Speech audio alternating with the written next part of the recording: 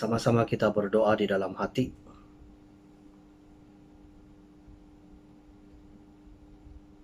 Haleluya, amin. Dalam nama Tuhan Yesus Kristus memulakan kebaktian hari Sabat sebelah pagi. Sama-sama kita memuji Tuhan, Kidung Rohani nomor 485. 485.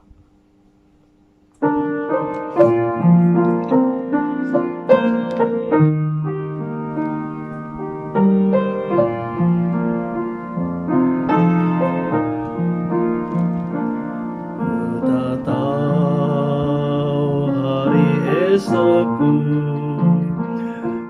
hanya tahu berlalu, sinar surya tak kuharap, karena langit dan lenyap, tiadalah khawatir hatiku akan masa depanku.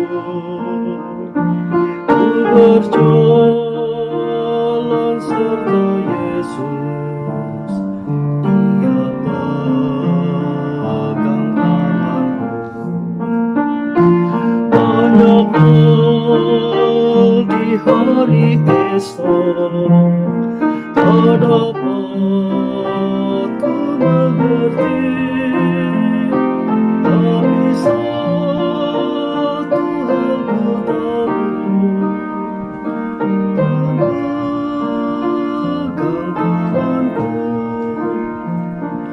Bagai naik tangga ke surga, jalanku makin terang, tiap beban semakin ringan, awan gelap jadi terang. Di sana terang selalu, tiada air mata. Di akhir jalan hidupku, tetaplah surga damai.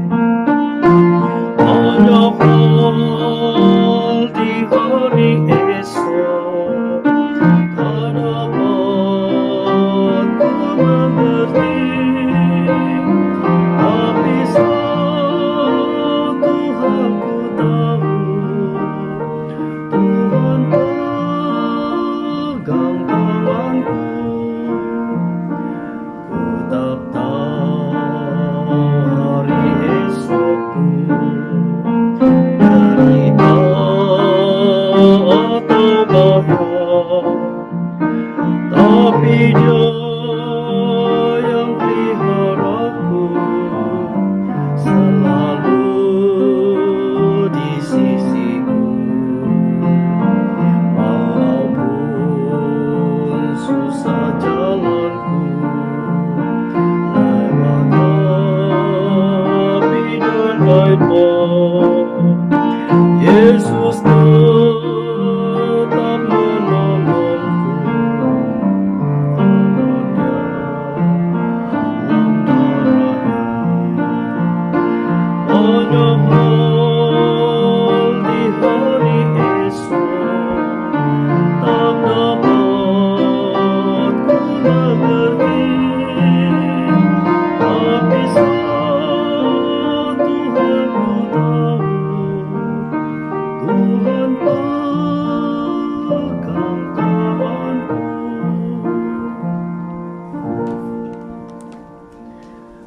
Sebelum kita sama-sama belajar firman Tuhan, terlebih dahulu mari kita sama-sama berdoa.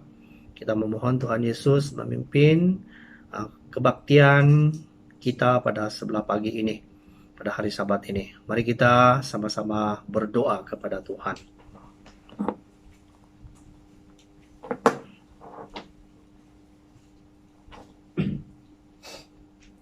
Dalam nama Tuhan Yesus Kristus kami berdoa. Haleluya.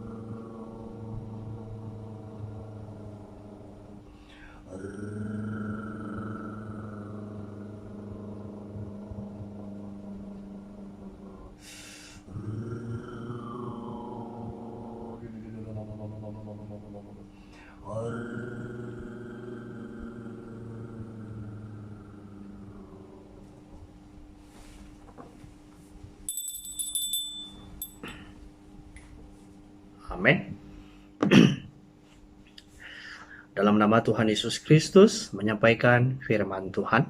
Pertama-tama sekali saya ucapkan salam sejahtera kepada semua jemaat, juga jabatan kudus, para penatua, pendeta, diaken, diakenis, dan juga semua saudara dan saudari yang dikasihi di dalam Tuhan. Kita sangat bersyukur kepada Tuhan Yesus ya pada hari Sabat ini. Kita dapat lagi berkumpul bersama-sama dalam kebaktian hari Sabat melalui talian ini.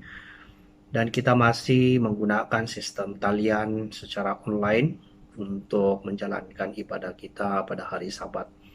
Dan kita juga bersyukur kepada Tuhan dalam sepanjang satu minggu Tuhan menjaga kita.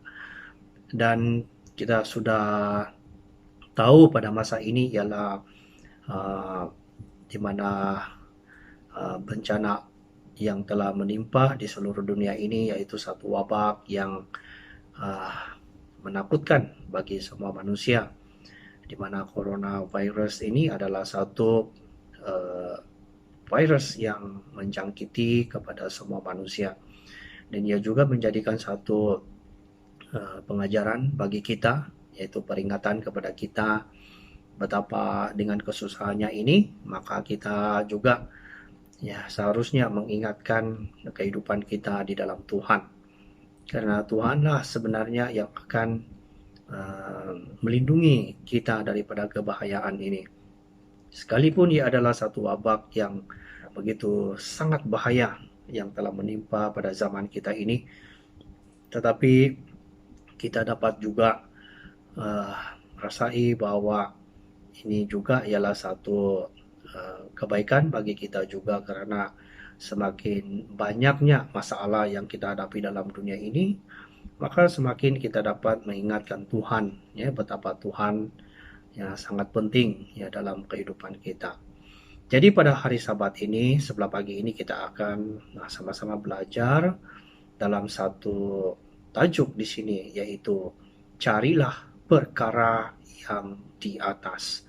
Carilah perkara yang di atas. Mari kita merujuk dalam kitab Kolose pasal 2. Kolose pasal 3. Kitab Kolose pasal 3, kita baca ayat 2. Ayat 2. Karena itu, kalau kamu dibangkitkan bersama dengan Kristus, carilah perkara yang di atas, di mana Kristus ada duduk di sebelah kanan Tuhan. Jadi ayat ini sebenarnya memberitahukan kepada kita di mana Rasul Paulus menasihatkan kepada jemaat di Kolose supaya mereka menumpuhkan kehidupan mereka di dalam Tuhan. Perkara di atas ini sebenarnya adalah sesuatu yang telah dikerjakan oleh Tuhan, yaitu Tuhan Yesus sendiri pada waktu dia hidup di dalam dunia ini, mengajar kepada kita bagaimana seharusnya kita hidup di dalam Tuhan. Mengapa kita harus mencari perkara yang di atas ini, dan apa sebenarnya perkara yang di atas yang kita sedang usaha untuk mencari pada masa ini. Sama seperti yang diberitahukan oleh Rasul Paulus sini, perkara-perkara di atas itu adalah sesuatu yang dikehendaki oleh Tuhan. Mengapa kita mesti mencari? Karena kita sudah tahu dari dahulu sejak manusia ditempatkan di dunia ini, yaitu di Taman Eden, sepasang suami istri yang bernama Adam dan Hawa, di mana mereka telah diberikan oleh Tuhan kehidupan yang istimewa di dalam dunia ini, dan diperintahkan untuk mengusahakan tempat yang telah ditempatkan Tuhan kepada mereka. Tetapi malang sekali mereka telah tidak taat kepada Tuhan, dan mereka hidup di dalam dosa, dan mereka kehilangan kemuliaan di hadapan Tuhan. Dan sejak dari itu dosa mulai menguasai mereka, sehingga mereka suka bersembunyi ya di hadapan Tuhan. Ya, mari kita merujuk ya dalam kitab Kejadian pasal 3. Kejadian pasal 3. Kita baca ayat 9 hingga ayat 10. Kejadian pasal 3 ayat 9 hingga ayat 10. Tetapi Tuhan memanggil manusia itu dan berfirman kepadanya, "Di manakah engkau?" Ayat 10, ia menjawab, "Ketika aku mendengar bahwa engkau ada di taman ini, aku menjadi takut karena aku telanjang, sebab itu aku bersembunyi." Sifat manusia ya setelah hidup di dalam dosa sudah ada kelainan, yaitu perbezaan sebelum mereka hidup di dalam dosa. Sebelum mereka hidup di dalam dosa, mereka ya tidak takut Tuhan dan tidak mempunyai perasaan apa-apapun yang membuat mereka terpisah dengan Tuhan. Tetapi bila kita membaca ayat ini, ternyata bahwa manusia sudah kehilangan kemuliaan di hadapan Tuhan, sehingga mereka tidak lagi ya uh, sesuai berhadapan dengan Tuhan, merasakan bahwa mereka takut kepada Tuhan karena mereka merasakan bahwa mereka tidak ada pakaian. Jadi pakaian ini yang dimaksudkan oleh Tuhan di sini ialah ya, sesuatu yang menutupi ya dosa. Dan dalam ajaran Tuhan Yesus di Perjanjian Baru itu, yaitu di mana pakaian ini ialah ditujukan atau merujuk kepada perbuatan ya di dalam kerohanian. Karena itu pakaian itu haruslah kita mencari ya untuk mendapatkan ya daripada Tuhan. Karena itu Tuhan Yesus telah memberitahukan kepada kita. Ya, kita merujuk di dalam kitab Wahyu pasal 3. Wahyu pasal 3.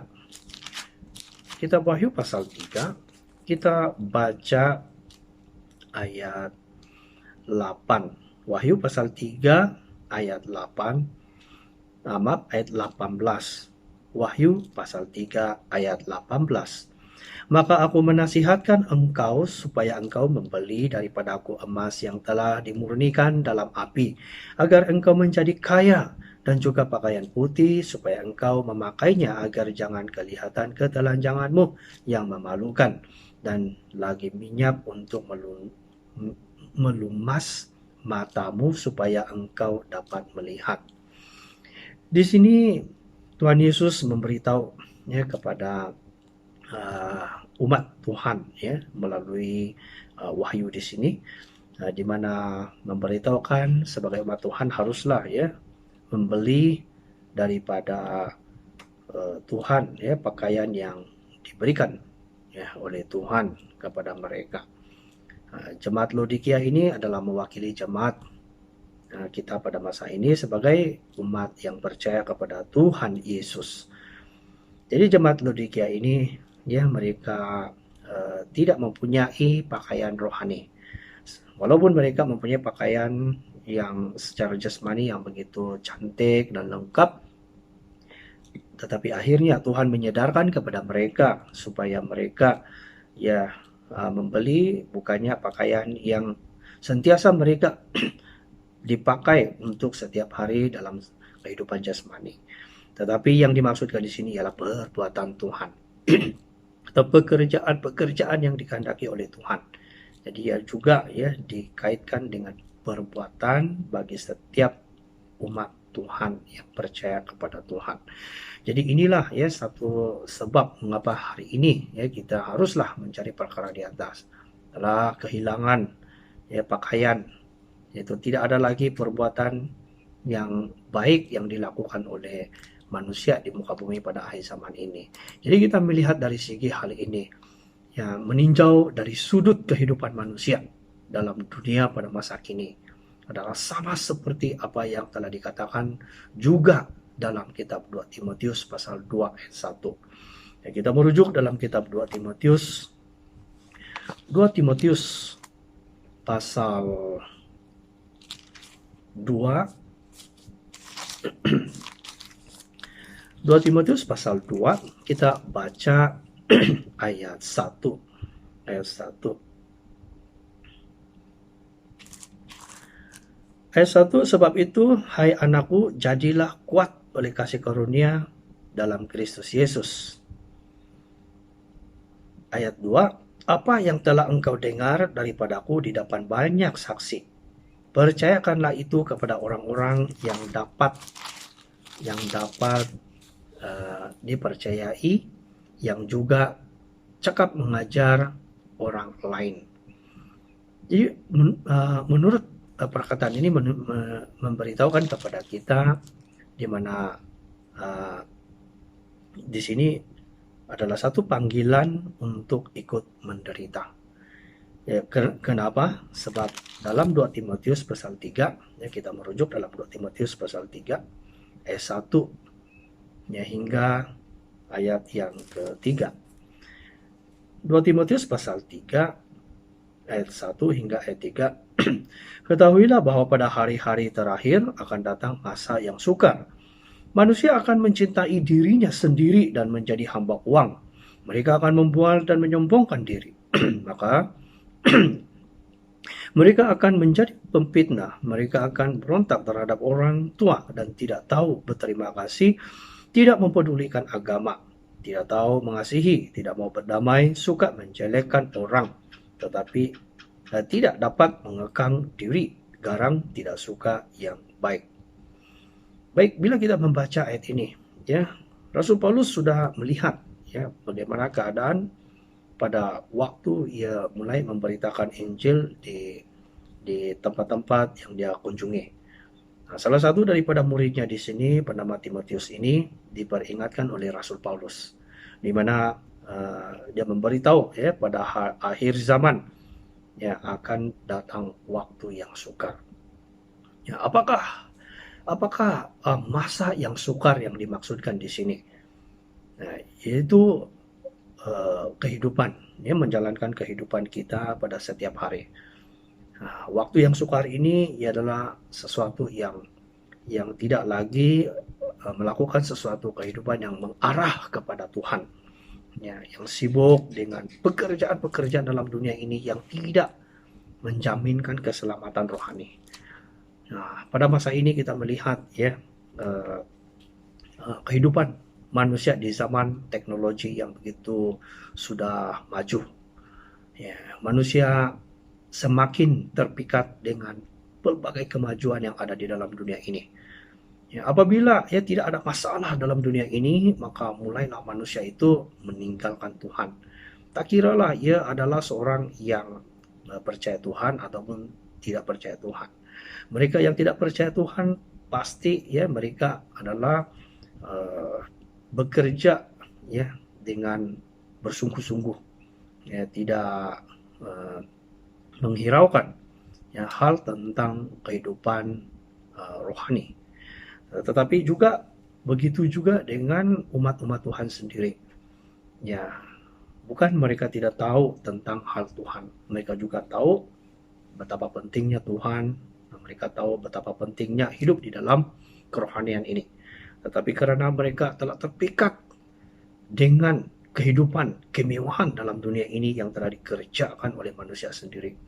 Dan semakin lama mereka hidup di dunia, semakin mereka terpikat dengan apa saja yang telah diusahakan oleh manusia. Tetapi sebenarnya itu adalah satu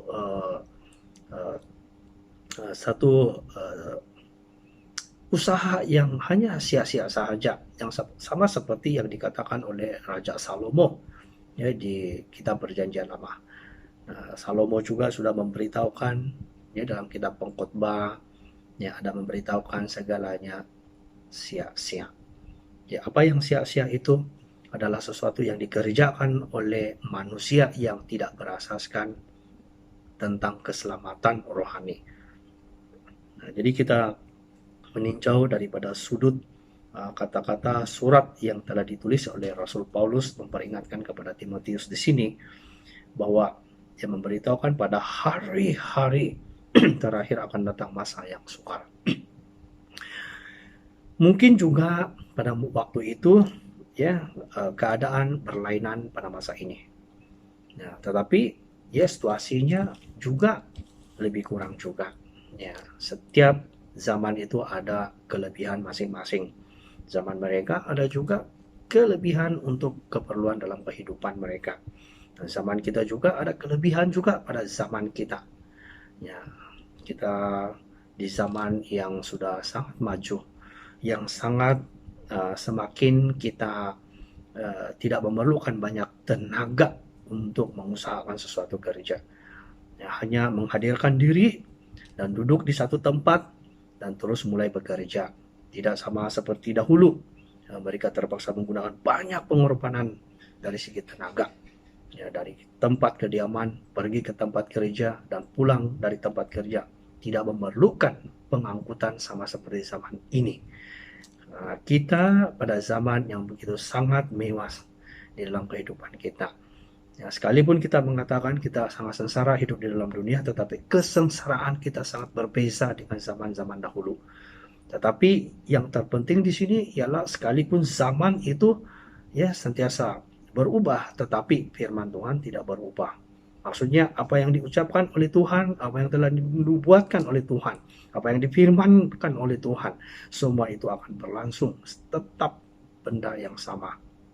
Dan ia tetap tidak akan berubah. Dan seharusnya manusia harus memikirkan tentang apa yang diucapkan Tuhan ya dalam firman-Nya. Karena itu tajuk yang kita akan belajar pada uh, Sabat pagi ini, yaitu berkaitan tentang mendorong kepada kita carilah perkara di atas. Dan di dalam 2 Timotius pasal 3 yang kita baca ini telah memperingatkan kepada kita keadaan-keadaan pada akhir zaman ini sangat membahayakan kepada kita sebagai umat Tuhan. Karena banyaknya halangan-halangan yang membolehkan kita semakin lama semakin jauh di hadapan Tuhan karena harta benda dan sebagainya. Jadi dalam tajuk ini sebenarnya apakah yang kita harus perhatikan untuk meneliti dan memasuki sesuatu yang kita akan pahami dalam tajuk ini. Yaitu yang pertama yang kita harus mengetahui di sini, apakah perkara-perkara yang kita cari ya di dalam dunia ini, dan mengapa kita harus mencari. Ya, karena itu kita haruslah sadar ya, menyadari bahwa pentingnya ya mencari perkara-perkara di atas. Nah, kita lihat terlebih dahulu ya di dalam kitab 1 Petrus.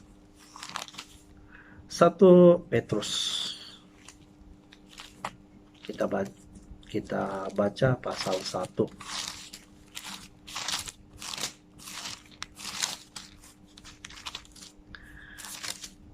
1 Petrus pasal 1 kita baca ayat 13 hingga ayat 14. 1 Petrus pasal 1 ayat 13 hingga ayat 14. Sebab itu siapkanlah akal budimu, waspadalah dan letakkanlah pengharapanmu seluruhnya atas kasih karunia yang dianugerahkan kepadamu pada waktu penyelamatan Yesus Kristus. Hiduplah sebagai anak-anak yang taat dan jangan turuti hawa nafsu yang menguasai kamu pada waktu kebodohanmu. Ya, di sini ya Rasul Petrus ya sendiri memberitahukan haruslah mementingkan kekudusan dan kasih persaudaraan di setiap kita.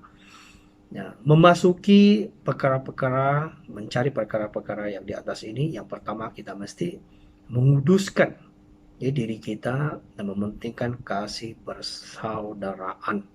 Ya, karena kita sudah terpisah dengan Tuhan. Nah, kita tidak ada pakaian dan kita tidak dapat bertemu dengan Tuhan karena kita rasa tidak layak ya untuk menyambut Tuhan ya atau berhadapan dengan Tuhan. Hanya satu cara saja di mana kita haruslah ya seperti dalam kitab Wahyu yang kita baca tadi di pasal 3, itu jemaat Laodikia telah diperingatkan oleh Tuhan bahwa mereka haruslah membeli daripada harta yang diberikan oleh Tuhan kepada mereka, yaitu pakaian putih. Jadi pakaian putih itu adalah perbuatan. Jadi banyak perbuatan yang kita kena kena belajar, ya, kita kena dapatkan daripada Tuhan. Pakaian itu bukan satu saja, ya. Pakaian adalah ditujukan kepada perbuatan, walaupun dia adalah disebut perbuatan, tetapi bila kita uraikan, ya, perbuatan-perbuatan adalah banyak. Ya, sama seperti kita membeli pakaian, pergi mencari pakaian untuk jasmani kita. Tetapi kita tidak juga hanya satu pakaian saja. Kita memerlukan banyak pakaian dalam untuk melekatkan di dalam, memakaikan di dalam tubuh kita ini untuk menutupi sesuatu yang kita tidak, yang kita rasa kita tidak dapat selesa di dalam kehidupan kita. Dan karena bila ada pakaian, maka kita dapat keselesaan dan kita dapat menampilkan diri kita kepada setiap orang dengan tanpa ketakutan dan segan. Nah, jadi kita lihat di sini pakaian itu sangat penting dan banyak yang harus kita kena beli daripada pakaian ini. Walaupun hanya Tuhan Yesus memberitahu membeli dari pakaian putih, itu maksudnya kekudusan. Jadi banyak perkara yang harus kita kena kuduskan dalam kehidupan kita. Contohnya, ya, kita lihat dalam kitab Kolose pasal 3. Kitab Kolose pasal 3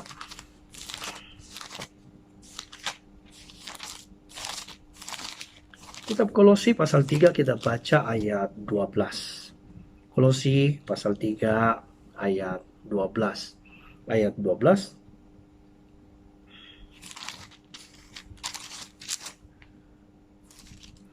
Karena itu sebagai orang-orang pilihan Tuhan yang dikuduskan dan dikasihinya, kenakanlah belas kasihan, kemurahan, kerendah hati, kelemah lembutan, dan kesabaran. Dan kita baca lagi ayat 13, sabarlah kamu seorang terhadap yang lain, dan ampunilah seorang akan yang lain apabila yang seorang menaruh dendam terhadap yang lain, sama seperti Tuhan telah mengampuni kamu, kamu berbuat jugalah demikian. Jadi di sini Rasul Paulus juga menasihatkan kepada jemaat di Kolose juga, ya, perkara-perkara ini adalah sangat penting dalam kehidupan kita. Maksudnya dalam pasal 3 ini, Kolose pasal 3 ini adalah memberitahukan tentang manusia baru. Ya, manusia baru ini haruslah, ya, sebagai orang pilihan Tuhan yang dikuduskan oleh Tuhan dan dikasihinya, haruslah, ya, mengenakan belas kasihan. Nah, belas kasihan, dan mesti ada sifat perbuatan ini, kemurahan, kerendah hati, ya, kelemah lembutan, dan kesabaran. Nah, semua ini adalah perkara-perkara yang kita mesti cari dari di atas. Ya, karena inilah yang membuatkan kita menjadi seorang yang kudus, ya, di hadapan Tuhan. Dan di ayat 13 memberitahukan, ya, sabarlah kamu, ya, seorang terhadap yang lain. Kita mestilah sabar. Ya, sabar terhadap, ya, orang lain. Dan mengapa kesabaran ini sangat penting? Pada waktu ini kita diuji, ya, oleh Tuhan. Ya, walaupun Tuhan tidak pernah berbicara di hadapan kita pada saat ini, di mana sebelum ini kita menjalankan kehidupan seperti biasa, menjalankan pemberitaan Injil, menjalankan kehidupan, mencari nafkah hidup dengan sungguh-sungguh dan memberi persembahan kepada Tuhan dan mendirikan gereja. Semua itu telah dikerjakan sebelum, ya, saat ini. Tetapi pada masa ini kita, ya, dalam keadaan yang terkurung, tidak dapat keluar, kita tidak dapat pergi bekerja. Ya, mengapa tidak dapat keluar untuk pergi bekerja? Karena adanya, ya, wabak yang telah wujud, ya, pada masa ini. Kalau kita meninjau dari segi sebab-sebab, ya, atas sebab-sebab mengapa wabak ini datang dan dari mana wabak ini datang. Jadi bila kita mengkaji, ternyata ada banyak tuduhan. Ya, E akan menuduh yang B dan B juga akan menuduh yang E. Jadi kita tidak tahu mana satu yang betul. Ya, yang satu mengatakan bukan salah saya dan yang satu mengatakan bukan kerja dari saya. Tetapi yang ada ialah wabak itu sudah menjalar kepada semua manusia di dalam dunia ini, dan pada masa ini, pada waktu yang begitu cepat, yaitu singkat, dalam hanya beberapa hari saja, ya, wabak itu sudah menjalar di seluruh dunia, dan pada masa ini uh, sudah direkodkan yang telah dijangkiti, ya, di seluruh dunia sudah banyak, ya. Kalau di Eropa sudah lebih daripada 1 juta, ya. Kalau kita melihat dari segi kematian pun sudah lebih ramai, ya, berpuluh ribu, mungkin juga sudah melebihi daripada 100.000. Nah, mungkin ada yang belum direkodkan. Nah, ini juga, ya, satu kecepatan yang begitu cepat merebak dengan wabak yang telah menjalar ke seluruh dunia. Dan apakah sebabnya wabak ini wujud pada masa ini? Nah, banyak khotbah-khotbah yang telah kita dengar daripada semua hamba-hamba Tuhan dalam masa 1 bulan lebih, ya, sejak wabak ini telah datang di seluruh dunia. Maka pada waktu itulah hamba-hamba Tuhan menyampaikan khotbah tentang wabak ini, dan banyak, ya, menjelaskan tentang, ya, kita tidak perlulah heran tentang wabak ini, sebab dalam firman Tuhan pun sudah memberitahukan kepada kita dalam kitab Imamat, ya, di dalam zaman nabi-nabi, ya, memberitahukan bagaimana Tuhan, ya, menghukum, ya, orang-orang di dalam dunia ini, dan juga termasuk umat-umat Tuhan yang telah meninggalkan Tuhan, yang tidak mentaati Tuhan. Jadi karena penyakit ini yang datang di dalam dunia pada masa ini, yang satu virus yang membunuh kepada semua manusia ini, sebenarnya adalah sesuatu yang sebenarnya dikerjakan oleh Tuhan, ya. Karena Tuhan sudah melihat bahwa manusia di dalam dunia ini tidak lagi, ya, memikirkan tentang Tuhan, tidak lagi memikirkan tentang keselamatan rohani.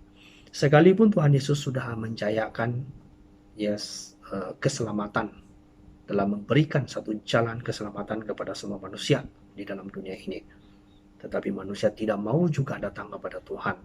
Mereka mementingkan, ya, kehidupan dalam dunia ini untuk memenuhi kepuasan mereka.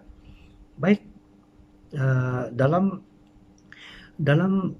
pencarian tentang perkara yang di atas ini, ya, kita telah meninjau dari sudut yang pertama, yang tadi, di mana kita haruslah mengetahui apakah perkara-perkara yang kita cari di atas, yaitu perbuatan-perbuatan yang baik yang di dalam kehidupan kita pada masa ini.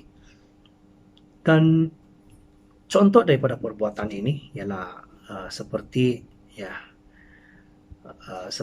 kesadaran diri kita, ya, kesadaran diri kita. Apakah kita pada saat ini kita merasakan kita kehilangan Tuhan? Ya, pernah juga di zaman raja-raja, ya, orang Israel juga sama seperti pemikiran ini, karena mereka sendiri telah meninggalkan Tuhan, dan mereka juga sendiri, ya, mengatakan bahwa tempat itu sudah tidak ada Tuhan. Ya, karena memang mereka seringkali menuntut janji Tuhan itu sejak janji yang telah dikeluarkan Tuhan kepada Abraham, mulai daripada Abraham. Jadi apabila keturunan mereka kembali ke negeri Kanaan itu, maka seringkali mereka bersungut-sungut kepada Tuhan. Mereka mengatakan bahwa Tuhan tidak ada di dalam tempat mereka. Jadi apakah Tuhan memang tidak ada di tempat itu? Ya, kita rujuk dalam kitab Raja-Raja, 2 Raja-Raja pasal 1 ayat 3 hingga ayat 4. 2 Raja-Raja pasal 1 ayat 3 hingga ayat 4, ayat 1, ayat 3. Tetapi berfirmanlah malaikat Tuhan kepada Elia, orang Tisbi itu, bangunlah, berangkatlah, menemui utusan-utusan Raja Samaria, dan katakanlah kepada mereka, apakah tidak ada Tuhan di Israel, sehingga kamu ini pergi untuk meminta petunjuk kepada Baal Zebub, Allah dari Ekron. Ayat 14, sebab itu beginilah firman Tuhan, engkau tidak akan bangun lagi dan dari tempat tidur di mana engkau berbaring, sebab engkau pasti akan mati. lalu pergilah Elia. Jadi di zaman Elia, ya, ada seorang raja Samaria. Mereka dia memimpin yang tidak percaya pada Tuhan. Ya, mereka uh, menganggap bahwa ya tempat mereka itu tidak lagi penting Tuhan yang mereka kenal. Karena itu mereka pergi meminta petunjuk ya kepada Baal Zebub, ya, Allah di Ekron. Itulah Tuhan berbicara ya kepada Nabi Elia. Nah, memberitahukan tentang hal ini bahwa ya Tuhan itu sentiasa ada. Nah, karena itu pada masa ini kita juga haruslah ya berjaga-jaga dalam hal ini.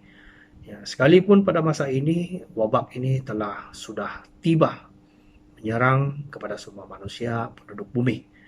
Ya, kita yang masih hidup di zaman ini, kita sebelum ini kita banyak membaca tentang firman Tuhan yang berkaitan tentang wabak-wabak yang telah dipakai oleh Tuhan untuk menghukum umat-umatnya sendiri ataupun musuh-musuh Tuhan pada zaman perjanjian lama. Tetapi ya Tuhan juga menunjukkan jalan untuk bagaimana untuk membantu juga mereka untuk mengembalikan iman kepercayaan mereka yang di dalam Tuhan. Nah, melalui wabak ini sebenarnya menyedarkan kepada kita supaya kita berbalik kepada Tuhan. Ya, janganlah kita ya menganggap bahwa ini adalah satu perkara yang hanya sebentar saja akan berlalu. Apa yang kita pikir hari ini ialah wabak ini tidak akan berakhir dengan begitu mudah sekali. Ya, kita lihat ya di negara kita, sekalipun di negara Malaysia pada masa ini ya semakin meningkat dan semakin turun juga, tetapi itu bukanlah satu keputusan yang membuatkan kita lebih yakin bahwa wabak ini akan berhenti dan boleh diselesaikan begitu mudah sekali. Sebab di negara yang besar seperti di Eropa, ya, hal ini tidak sama di tempat kita. Ya, tempat kita hanya sekadar setakat ini hanya beberapa ribu, ya, tidak sampai 10.000. Tetapi apabila kita meninjau di negara lain seperti di Amerika Serikat, ya, bilangan yang dijangkiti oleh virus pada masa ini ialah sudah menjejak hampir 1 juta. Mungkin juga tidak lama lagi akan sudah melebihi 1 juta. Dan yang mati sudah melebihi 50.000 orang.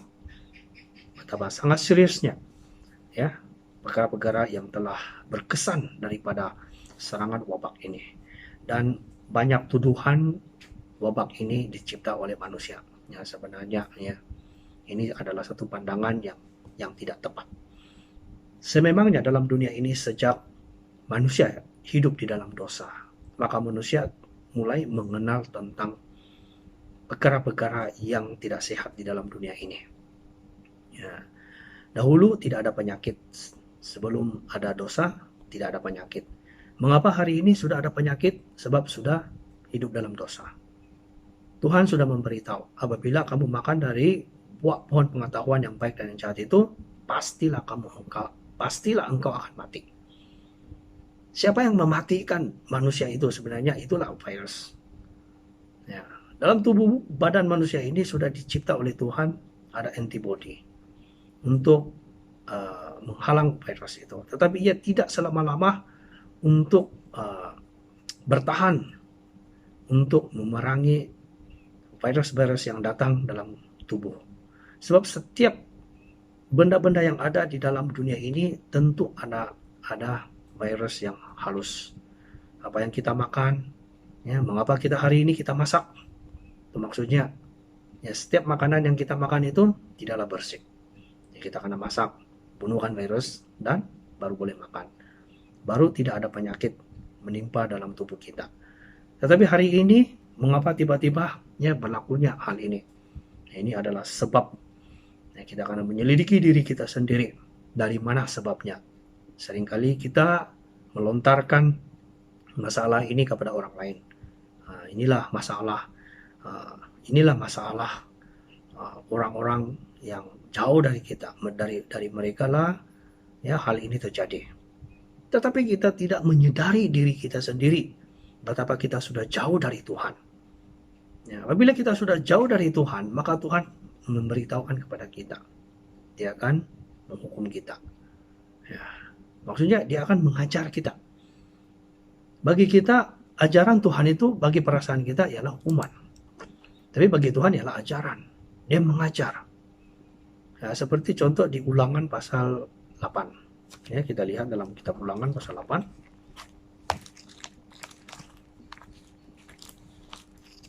Kitab Ulangan pasal 8.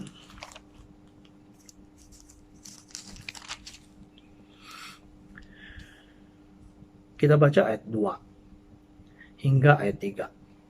Ulangan pasal 8 ayat 2 hingga ayat 3. Ingatlah kepada seluruh perjalanan yang kau lakukan atas kehendak Tuhanmu di padang gurun selama 40 tahun ini dengan maksud merendahkan hatimu dan mencobai engkau untuk mengetahui apa yang ada di dalam hatimu, yaitu apakah engkau berpegang pada perintahnya atau tidak.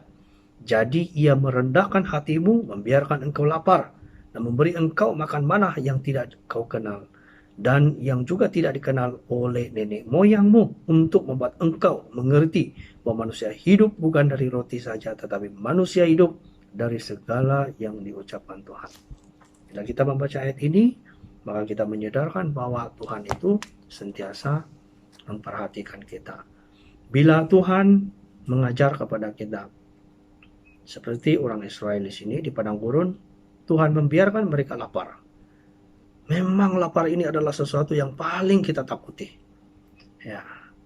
Bila sudah lapar, bagaimana perasaan bagi seorang yang sudah ditimpa kelaparan? Nah, saat ini sejak PKP di negara Malaysia, yaitu perintah kawal pergerakan, jadi kita tidak bebas. Kalau kita menggunakan cara kita sendiri untuk pergi ke mana-mana tempat pada masa ini, kita akan ditangkap, kita akan dipenjarakan, kita akan didakwah ke mahkamah. Kita lihat betapa seriusnya. Dan kalau kita patuh, tak semua orang mendapat bekalan makanan yang cukup. Ya. Kalau mereka yang sudah berkelimpahan, syukurlah. Bagi mereka yang kekurangan, bagaimanalah? Begitu juga dengan jemaat kita pada masa ini. Tak semua jemaat mempunyai persiapan yang cukup menghadapi masalah ini. Ya, mungkin dalam 1 bulan, 2 bulan kita masih boleh bertahan. Tetapi kesan daripada wabak ini mungkin tidak akan berakhir begitu cepat. Ya, kalau pembersihan wabak ini sekurang-kurang pun mengambil masa yang panjang, paling cepat 3 tahun. Jadi dalam 3 tahun, kalau PKP 3 tahun macam mana? Mungkin walaupun PKP di negara Malaysia ini akan dibebaskan begitu awal, tetapi cara hidup itu akan diteruskan seperti yang pada waktu perintah kawal pergerakan. Ya. Kita tidak bebas. Kita janganlah memikirkan bila ada kebebasan maka kita akan kembali kepada kebebasan yang asal. Kita juga akan dipantau oleh mereka-mereka yang berkuasa untuk mengawal kita. Jadi undang-undang tetap undang-undang, salah tetap dihukum. Ya, karena itu kita kena berjaga-jaga dalam kehidupan kita pada masa ini. Nah, karena itu kita lihat di sini betapa pentingnya kita harus berjaga-jaga tentang sesuatu yang perkara-perkara yang kita cari di sini. Ya, perkara-perkara yang kita cari di dalam kehidupan kita ini sebenarnya mencari Tuhan, ya, mendekati kepada Tuhan supaya kita lebih lagi dekat dan dikasihi oleh Tuhan. Nah, mengapa kita harus mencari perkara-perkara di atas ini? Nah, sebenarnya sama juga seperti peristiwa tadi. Ya, Musa juga di zaman Musa, pada waktu Tuhan melepaskan orang Israel kembali ke tanah perjanjian itu di Keluaran pasal 3 ayat 18. Nah, Tuhan memberitahukan kepada Musa untuk memberitahukan supaya Musa memberitahukan kepada Raja Mesir yaitu Firaun supaya mengizinkan mereka pergi ke padang gurun untuk mempersembahkan korban kepada Tuhan. Di kitab Keluaran pasal 3 ayat 18. Di sana memberitahu, izinkanlah kami ke padang gurun untuk mempersembahkan korban kepada Tuhan. Karena itu sejak dari dahulu Tuhan pun memimpin umat ini, umat pilihan Tuhan. Dan sama juga pada masa ini kita adalah umat pilihan Tuhan yang dikasihi oleh Tuhan. Nah, di dalam Kejadian pasal 2 ayat 7 tadi, nah, di mana ketika itulah Tuhan membentuk manusia itu dari debu tanah dan menghembuskan nafas hidup di dalam hidungnya, demikianlah manusia itu menjadi makhluk yang hidup. Itulah sebabnya mengapa Tuhan begitu mengasihi manusia. Mengapa Tuhan memberikan kehidupan kita. Ya, kita lihat ya, sebelum manusia berdosa di Kejadian pasal 2 ayat 16. Tuhan memberi perintah itu kepada manusia di ayat 16 ya. Kejadian pasal 2 ayat 16. Lalu Tuhan memberi perintah itu kepada manusia, semua pohon dalam taman ini boleh kau makan buahnya dengan bebas. Tetapi apabila ya sudah berdosa, kita lihat di dalam Kejadian pasal 3 ayat 23. Lalu Tuhan mengusir dia dari taman Eden supaya ia mengusahakan tanah dari mana ia datang. Dia ada perbedaan. Ya. Sebelum itu Tuhan menyuruh ya manusia itu tinggal di taman Eden untuk mengusahakan taman itu. Tetapi setelah sudah berdosa, mereka kehilangan kemuliaan daripada Tuhan dan mereka telah diusir dari tempat itu, dan mulailah ya mereka menjalankan kehidupan seperti yang difirmankan oleh Tuhan. Kita lihat pasal 3 ayat 17. Keluaran pasal 3 ayat 17. Lalu firman-Nya kepada manusia itu, karena engkau mendengarkan perkataan istrimu dan memakan dari buah pohon yang telah kuperintahkan kepadamu, jangan makan daripadanya, maka terkutuklah tanah Kanaan, tanah karena engkau, dengan bersusah payah engkau akan mencari rezekimu dari tanah seumur hidupmu. Jadi Tuhan memberitahukan di sini, ya, kita kehilangan kemuliaan daripada Tuhan, dan mulai dari itu kita telah diusir oleh Tuhan, dan tanah yang kita usaha ini tanah yang dikutubi oleh Tuhan. Maksudnya kita bersusah payah ya mencari sumber kehidupan. Karena itulah hari ini semangat manusia di dalam dunia ini, tidak kira siapa saja, mereka ya berusaha mencari sumber-sumber kehidupan. Tetapi janganlah kita melampaui daripada kehendak Tuhan. Ya, karena pekerjaan kita ini terbatas. Ya, kalau kita melihat ya semangat manusia hari ini mencari sumber kehidupan, ya sama seperti apa yang dikatakan di dalam 2 Timotius pasal 3. Ya, pada akhir zaman akan datang waktu yang sukar. Ya, kalau kita lihat semangat di negara kita sendiri, di mana-mana ya jiran negara kita seperti Malaysia dengan Singapura, ya bagaimana semangat ya pekerjaan orang pergi mencari sumber kehidupan hari ini. Ya, tiada waktu untuk tidur yang cukup, tiada waktu untuk Tuhan. Dan semuanya waktu mencari uang untuk perut sendiri. Karena itu adalah yang terpenting bagi mereka. Bukan tidak boleh bekerja, memang kerja itu sangat penting, tetapi jangan melebihi atau melampaui batas yang telah diberikan Tuhan ya kepada kita. Jadi karena itu kita haruslah ya memahami dalam situasi ini. Baik, yang kedua, apakah yang kita cari ya, apakah yang kita cari ya dalam kehidupan kita ini, yaitu surga. Tuhan menyuruh kita juga mencari kerajaan surga. Matius pasal 13 ayat 44. Kita merujuk dalam kitab Injil Matius pasal 13. Matius pasal 13 ayat 44. Ayat 44. Hal kerajaan surga itu seumpama harta yang terpendam di ladang, yang ditemukan orang lalu dipadamkannya lagi. Oleh sebab sukacitanya, pergilah ia menjual seluruh miliknya lalu membeli ladang itu. Ayat 45. Demikian pula hal kerajaan surga itu seumpama seorang pedagang yang mencari mutiara yang indah.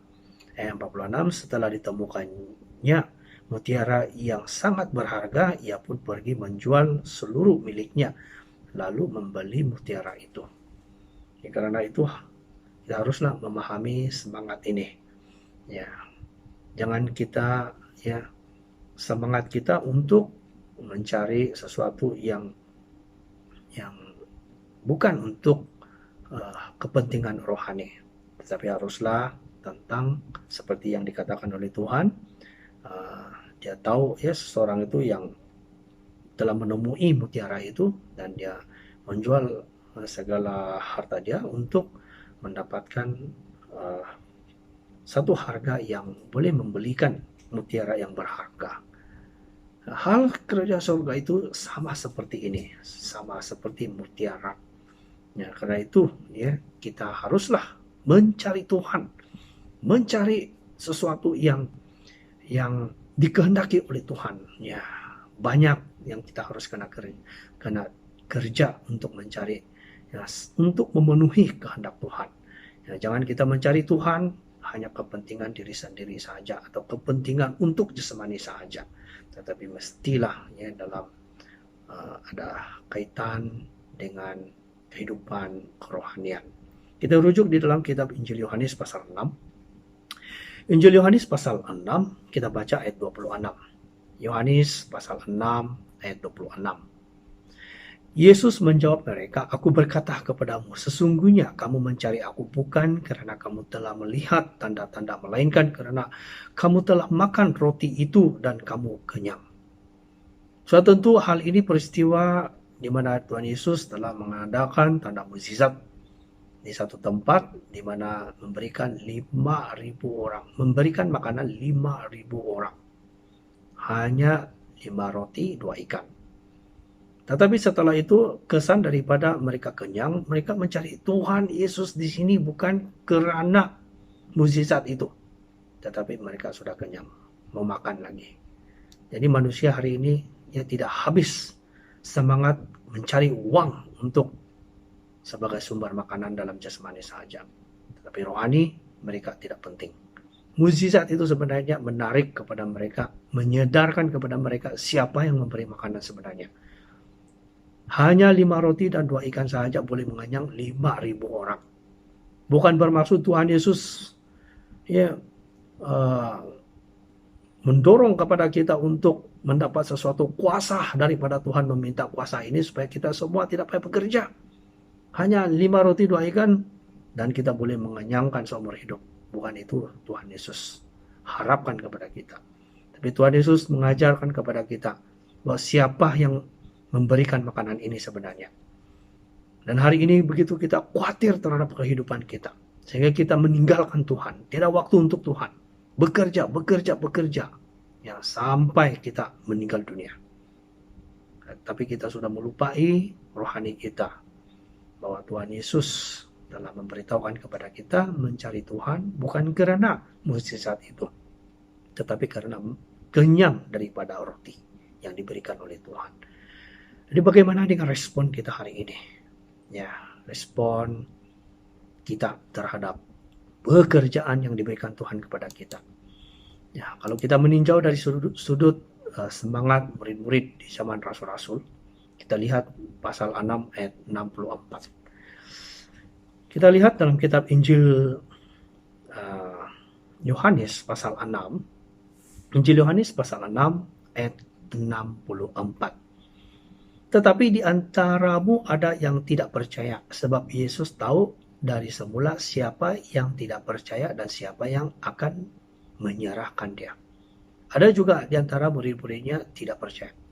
Maksudnya sekalipun dia melihat tanda mukjizat ini dan banyak ajaran yang diberikan Tuhan kepada murid-muridnya, dia tidak juga percaya. Inilah tanda akhir zaman. Zaman-zaman akhir ini banyak perkara-perkara yang akan berbangkit dalam kehidupan kita. Tuhan pun berkali-kali menyadarkan kepada kita, membangunkan kepada kita dengan banyak bencana-bencana yang berlaku dalam dunia ini. Sebenarnya itulah cara Tuhan membangunkan kepada kita. Tetapi adakah kita sadar terhadap tindakan ataupun cara Tuhan untuk membangunkan kepada kita, untuk menyadarkan kepada kita? Adakah kita hanya mengatakan sesuatu itu tidak menimpa kepada diri sendiri? Jadi janganlah ya kepercayaan itu tidak ada di dalam hidup kita. Haruslah sadar, haruslah berbalik kepada Tuhan, haruslah ada tindak balas atau respon atau jawaban dari hati kita kepada Tuhan. Yang kita lihat di ayat 66 lagi, Injil Yohanes pasal 6 ayat 66. Mulai dari waktu itu banyak murid-muridnya mengundurkan diri dan tidak lagi mengikuti dia. Nah, murid-murid sudah mulai mengundur diri. Mengapa? Inilah sebabnya ya, hati manusia itu cepat berubah. Bila diberi kerja untuk Tuhan, bila diberi kerja tentang hal-hal rohani, dia akan mengundurkan diri. Sebab dia tidak mendapat sesuatu yang nyata yang untuk dipakai dalam jasmaninya.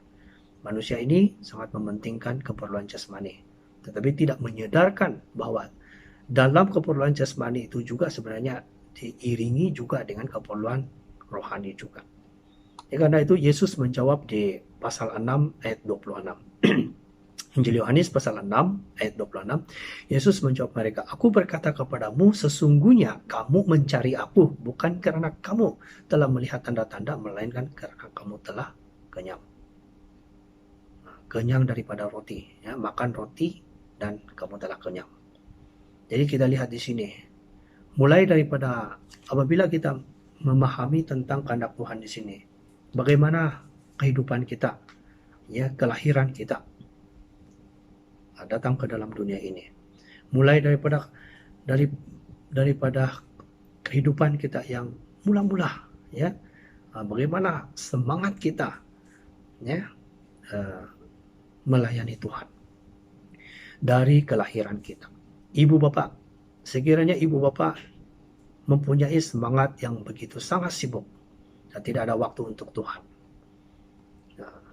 dan juga ya kemudian di peringkat persekolahan, ya, ibu bapak sibuk dengan anak, ya, untuk memajukan anak dari segi pembelajaran, ya, anak-anak akan mewarisi pula semangat kesibukan ibu bapak, dan akhirnya ibu bapak sudah sampai tibanya di hari tua dan kemudian tidak ada berkeupayaan lagi melayani Tuhan dan akhirnya meninggal dunia.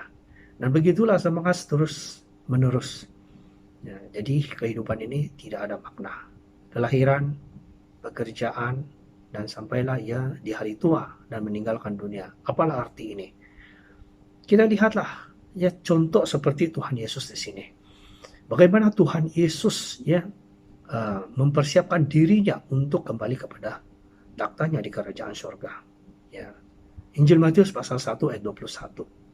Mari kita rujuk ke Injil Matius pasal 1 ayat 21. Ayat 21, ia akan melahirkan anak laki-laki dan engkau akan menamakan dia Yesus. Karena dialah yang akan menyelamatkan umatnya dari dosa mereka. Nah, dari ini kita lihat ya tentang kelahiran Tuhan Yesus. Nah, sudah ada latar belakang bahwa ya di mana Roh Kudus telah memberitahukan ya di perantaraan ibu Tuhan Yesus, di mana ia akan melahirkan seorang laki-laki dan menamakan dia Yesus, karena dia akan menyelamatkan umatnya dari dosa mereka.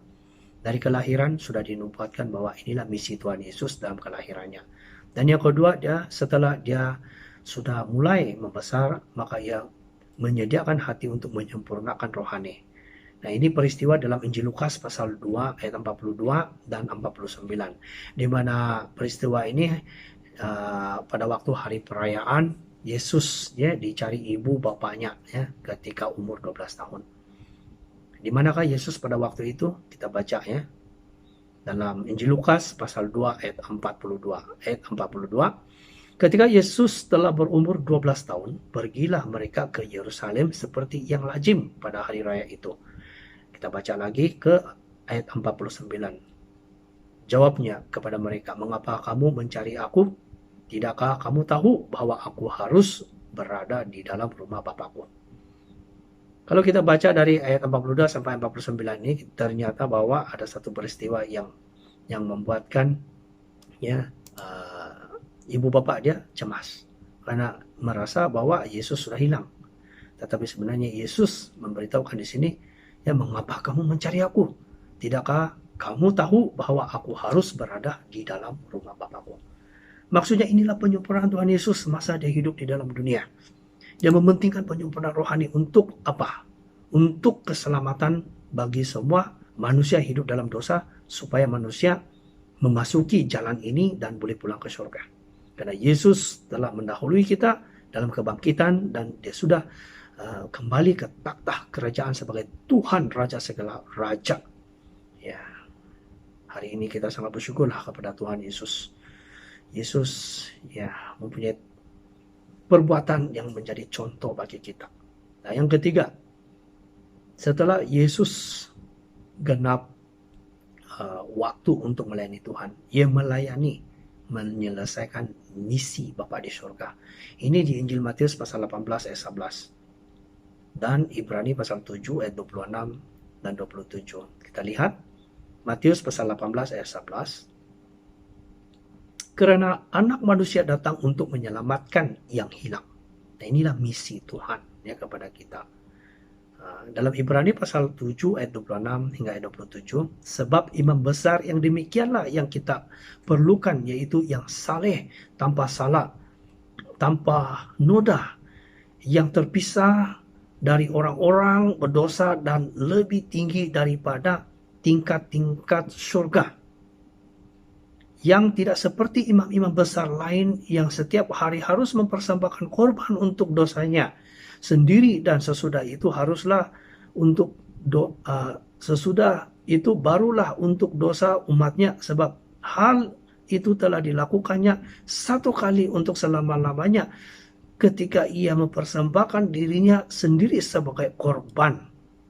Yang kita lihat di sini, inilah kasih karunia Tuhan Yesus memberikan kepada kita semua di sini. Dan seterusnya Tuhan Yesus juga menyelesaikan misi yang terakhir, yaitu mati, bangkit, serta terangkat ke surga di Injil Markus pasal 16 ayat 6 dan ayat 19. Kita lihat ayat 6. Tetapi orang muda itu berkata kepada mereka, jangan takut, kamu mencari Yesus orang Nazaret yang disalibkan itu. Ia telah bangkit, ia telah ada di sini. Lihat, inilah tempat mereka membaringkan dia. Ayat 19, sesudah Tuhan Yesus berbicara demikian kepada mereka, terangkatlah ia ke surga, lalu duduk di sebelah kanan Tuhan. Kita lihat. Inilah proses kematian Tuhan Yesus sebagai contoh bagi kita. Mulai daripada kelahiran, menyempurnakan rohani, melayani untuk menyelesaikan misi Bapa di surga, dan yang terakhir ialah mati, bangkit, serta terangkat ke surga. Semua ini adalah perbuatan-perbuatan yang dikerjakan oleh Tuhan Yesus, menjadi kerja yang harus kita kena cari hal-hal tentang kerajaan surga. Bukannya perbuatan-perbuatan yang banyak di dunia ini yang sia-sia untuk keperluan jasmani sahaja.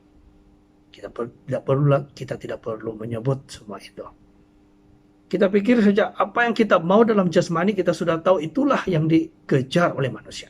Dan manusia itu mau hidup senang, tetapi lupa berapa lama hidup di dunia. Jadi Tuhan Yesus memberi dua pilihan saja, mau kekal atau sementara.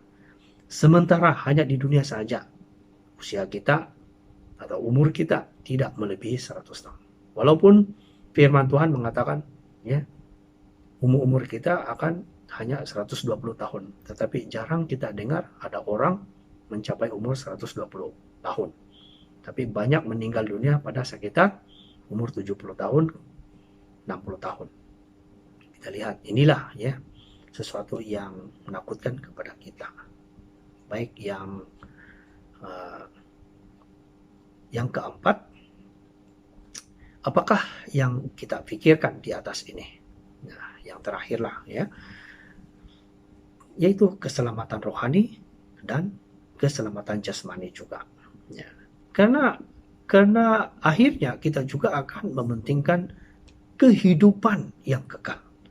Dan sebelum kita meninjau dari sudut kehidupan yang kekal ini, kita juga haruslah melengkapkan diri kita di dalam kehidupan kita secara jasmani. Sebab jasmani inilah yang akan membawa kita pulang ke surga juga sebenarnya. Walaupun jasmani ini tidak dibawa oleh Tuhan ke surga, tetapi perbuatan jasmani ini yang membuatkan kita melayakkan diri pulang ke surga. Keselamatan rohani, ya, seperti dalam 2 Petrus, ya, 2 Petrus pasal 3. Kita rujuk dalam kitab 2 Petrus pasal 3. 2 Petrus pasal 3, kita baca ayat 8 dan ayat 10. 2 Petrus pasal 3 ayat 8 hingga ayat 10. Ayat 8, akan tetapi saudara-saudaraku yang kekasih, yang satu ini tidak boleh kamu lupakan, yaitu bahwa di hadapan Tuhan satu hari sama seperti 1000 tahun, dan 1000 tahun sama seperti satu hari. Tuhan tidak lalai menepati janjinya, sekalipun ada orang yang menganggapnya sebagai kelalaian, tetapi ia sabar terhadap kamu, karena ia menghendaki supaya jangan ada yang binasa, melainkan supaya semua orang berbalik dan bertobat. Inilah satu surat yang begitu baik sekali yang diberitahukan oleh Rasul Petrus, ya, pada waktu itu. Dan dia juga menyedarkan kepada kita sebagai umat Tuhan pada zaman akhir ini, betapa pentingnya keselamatan rohani ini. Tuhan tidak lalai. Bagi kita walaupun 1000 tahun, bagi Tuhan itu satu hari saja. Ya, karena Tuhan itu ialah maha berkuasa, tidak sama seperti kita yang hidup dalam jasmani. Kita lemah, kekuatan kita hanya sebentar saja. Dan keselamatan jasmani ini juga sangat penting. Ya, karena keselamatan jasmani ini terbatas. Ya, kalau Tuhan izinkan kita hidup 80 tahun, syukurlah. Dan kita harus juga mengamalkan kebersihan dalam diri kita untuk mengekalkan kekuatan kita di dalam tubuh kita dalam waktu yang disediakan oleh Tuhan. Kehadiran virus ini disebut, ya, COVID-19. Ini adalah sesuatu pengajaran juga kepada kita, ya, membuatkan semua manusia takut, terkejut, tidak mengenal apa virus ini. Dan sampai pada masa ini belum ada penemuan obat penawar untuk, ya, melenyapkan virus ini. Tetapi, ya, kita percaya bahwa Tuhan Yesus boleh membantu kita. Orang mati, dia boleh bangkit balik. Sepertilah, ya, dalam Alkitab, ya, Lazarus yang sudah mati sudah dikuburkan 4 hari. Sepasti, ya, kalau kita melihat orang yang sudah mati, sudah 4 hari dalam kubur. Kalau kita lihat bagaimana keadaannya, semua dimakan oleh kuman-kuman dan segala ulat-ulat yang besar. Bagaimana ia boleh mengembalikan kepada kehidupan yang asal dalam jasmani. Tetapi Tuhan Yesus, dia boleh melakukan. Itulah kekuatan Tuhan pada waktu dia hidup di dalam dunia, mengadakan banyak tanda mukjizat supaya kita lebih percaya kepada Tuhan Yesus. Jadi melalui keseluruhan pembelajaran firman Tuhan yang kita mencari, ya, perkara-perkara di atas ini, ya, terdapatnya ada 4, ya, perkara yang kita kena cari, yaitu kita haruslah, ya, mencari perkara-perkara di atas, ya, perbuatan-perbuatan yang diberikan Tuhan kepada kita, yang dikehendaki oleh Tuhan, dan tentang apa yang kita cari itu sebenarnya tentang hal kerajaan surga, yang dimana Tuhan Yesus sudah memberitahukan kepada kita. Dan juga haruslah kita ya, kita mempersiapkan diri kita, ya, kita mengenali siapakah, ya, apakah ada di atas itu. Siapakah yang di atas? Yaitu Tuhan Yesus, ya, ada di atas. Dan kita haruslah menyadarkan, ya, apakah yang kita pikir tentang yang di atas, yaitu ada 2, keselamatan rohani dan juga keselamatan jasmani. Jadi secara kesimpulan di sini kita haruslah memikirkan perkara di atas.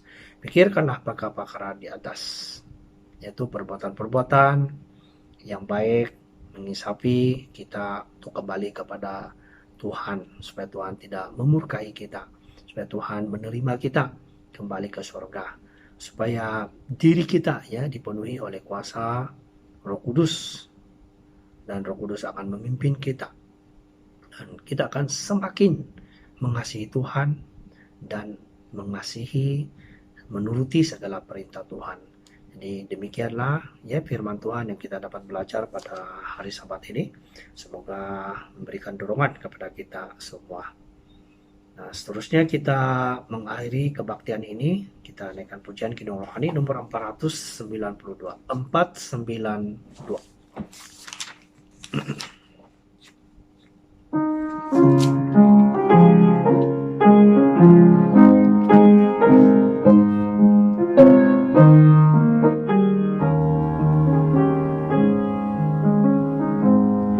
Hidup di dunia yang fana, semua akan mengawasi. Tetaplah bersih dan murni, nyatakan Yesus dalammu. Nyatakan Yesus dalammu. Nyatakan Yesus dalammu.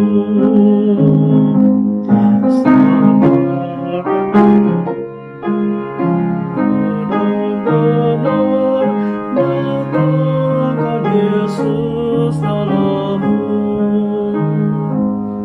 Kau bagai kitab terbuka, selalu diperhatikan. Apakah pembacanya melihat Yesus dalammu?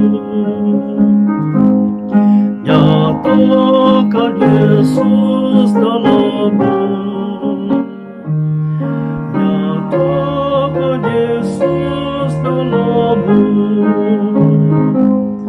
Kabarkan Injilnya setia dan benar. Nyatakan Yesus dalammu. Sukacita yang terindah dalam rumah di surga,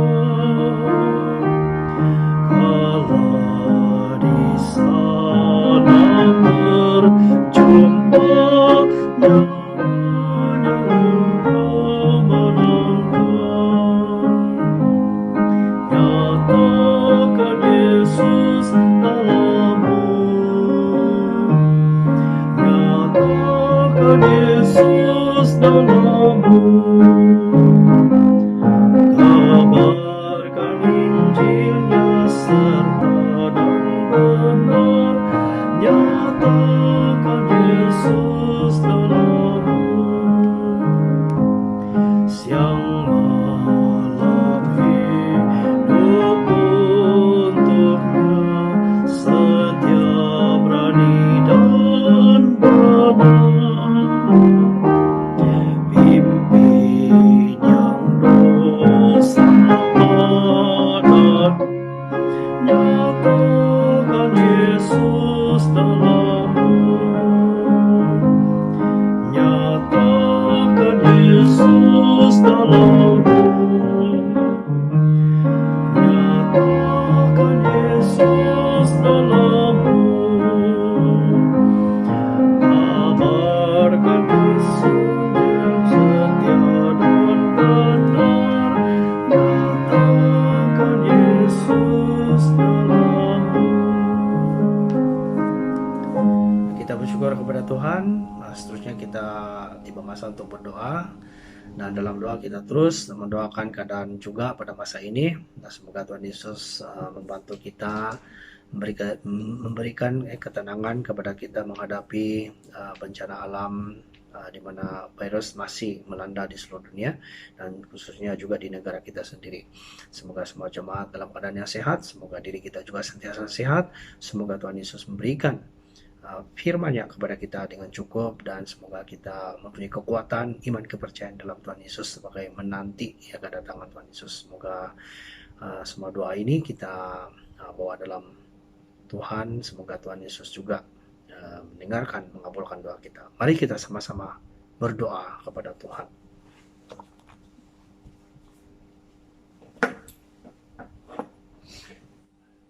Dalam nama Tuhan Yesus Kristus kami berdoa. Haleluya. Tuhan Yesus Kristus.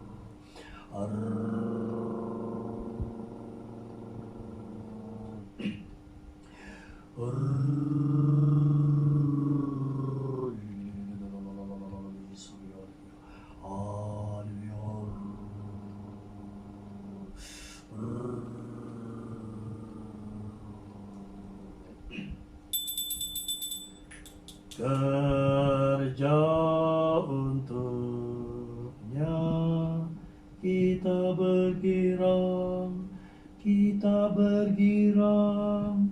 Kerja untuknya semasa di dunia. Kerja untuknya kita bergirang, kita bergirang. Kerja untuknya semasa di dunia. Amin.